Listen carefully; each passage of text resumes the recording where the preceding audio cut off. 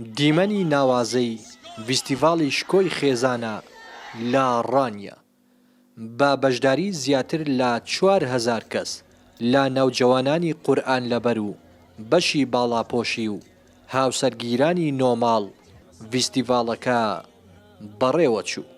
فیستیڤاڵی شکۆی خێزان لەلایەن مەڵبەندی ڕاپەڕینی کۆمەڵی دادگەریەوە بە ئامادەبوونی سەرۆکی کۆمەڵی دادگەری و ژمارەیەک لە ئەندامانی سەرکردایەتی و توێژە جیاوازەکان ئەنجام درا. دیارە ئێمە ئامانجمان لە ئەنجامدانی ئەو فیستیڤاڵە شکۆی خێزان خزمەتکردن و زیاترگرنگیدان بوو بە بواری پەروەردە و خێزان لە سنوور و دەڤەرەکەماندا.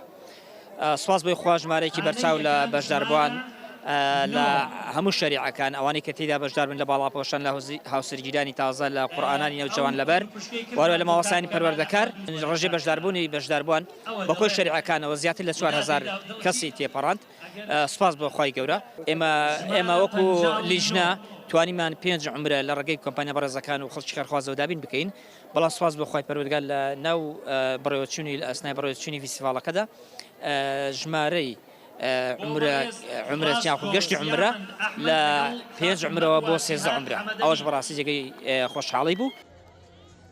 بەشداربوانی فیستیڤاڵەکە دەستخۆشی لە ڕێکخەرانی دەکەن و خۆشحاڵن بە بەشداری فیستیڤاڵەکە و دەڵێن ئەو جۆرە چالاکیانە دەبنە هۆی هاندانی زیاتر بۆ چین و توێژی گەنجان. شانازێ بۆ ئێمە کە لەناو ئەو هەمەکچە سفورانە خواگیان ئێمە هەڵبژاردە بۆ حیجابەکەی بۆ باڵاپۆشیەکەی زۆر دڵخۆشم کە ئەو کچانی هاوتەمەنی خۆم دەبینم وەک من باڵاپۆشن حیجابن زۆر دڵخۆشم. زۆر خۆشحاڵم کە من هاتم بۆ ئەم فستیڤاڵە جوانە و من دەمەوێت بمە باڵاپۆش لەوەی زیاتریش دەمەوێت بمە نیقابیش هەرتێکی زۆر خۆشمێ کە بەشداری ئەم فستیڤاڵم کردووە.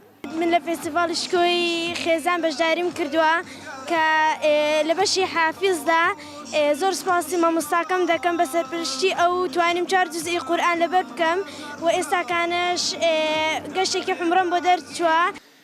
ناوەکەی پڕ بە پێسی خۆیەتی فستیڤاڵی شکۆی خێزان. شکۆی خێزان هەر ئەوە ناگەێنێ کە دوو هاوسەر پێیەکەوە کۆ بنەوە و خێزانێک پێک دێنن بەڵکو و کۆمەڵگایەک دروست ئەکات.